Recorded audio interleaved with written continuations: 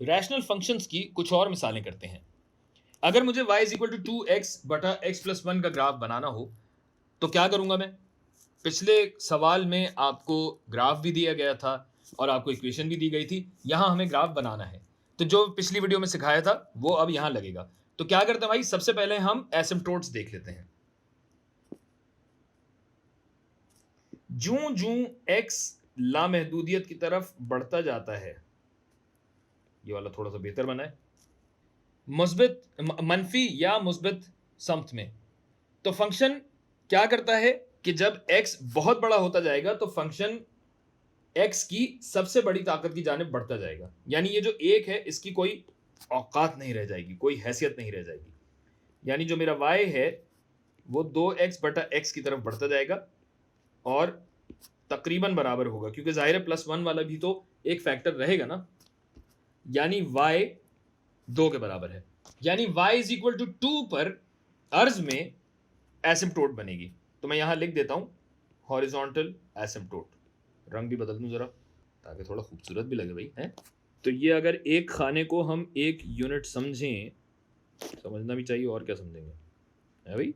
ये हो गया y इज इक्वल टू 2 पे एसिम्प्टोट। तो अब क्या तूल में भी कोई एसिम्प्टोट होगा, वर्टिकल एसिम्प्टोट कोई होगा?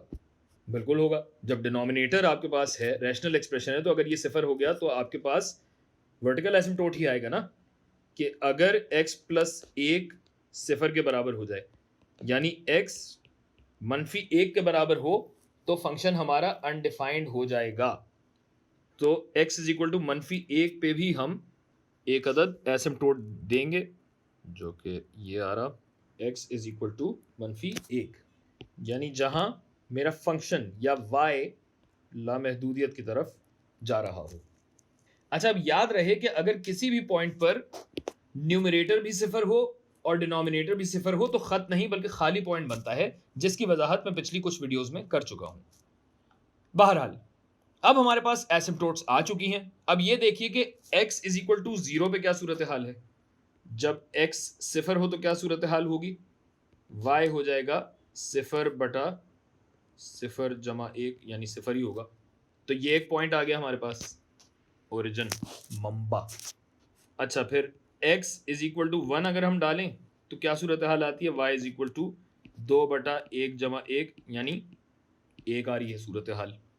तो 1/1 आपका आया यहाँ पे, और बाकी तो एसिम्प्टोट है ही, यहाँ भी एसिम्प्टोट, यहाँ भी एसिम्प्टोट। तो मेरा ख्याल है और कुछ पॉइंट्स डालने की हमें ज़रूरत है नहीं, हमारा काम यहाँ तकरीबन हो ही गया है। ये लें, ये एसिम्प्टोट, जबकि ये भी एसिम्प्टोट। छोटा कर देते हैं, छोटा कर देते हैं। इसी तरह अगर मैं x इज इक्वल टू मनफी 1 तो ज़ाहिर डाल नहीं सकता, वहाँ एसिम्प्टोट है। अगर मैं मनफी 2 डालूँ तो फिर क्या होगा, x इज इक्वल टू मनफी 2 पे y इज इक्वल टू मनफी 2 ज़रब मनफी 2 मनफी 4 डिवाइडेड बाय मनफी 2 जमा 1 मनफी 1, ये आ गया प्लस 4। और अगर मैं x मनफी 3 डालूँ तो फिर क्या होता है, मनफी 3 डालने से हो जाता है माइनस 3 दूनी 6 डिवाइडेड बाय मनफी 3 जमा 1 मनफी 6 डिवाइड बाय मनफी 2, और ये आ गया मनफी 3। यानी मनफी 2,4 ये और मनफी 3,3 ये। तो यहाँ भी 2 पॉइंट काफ़ी ही हैं हमारे लिए, क्योंकि एसिम्प्टोट्स हमें मालूम हैं। तो ये कुछ आपका बनेगा एंज, करीब आता जाएगा, बहुत बड़ा हो जाएगा, और उसके बाद फिर कुछ ऐसे बनता जाएगा। ये तस्दीक के लिए चाहें तो ग्राफिंग कैलकुलेटर उठाएं और उसमें ये एक्सप्रेशन डाल लीजिए और आपके पास ये ग्राफ बना हुआ आ जाएगा। सही है।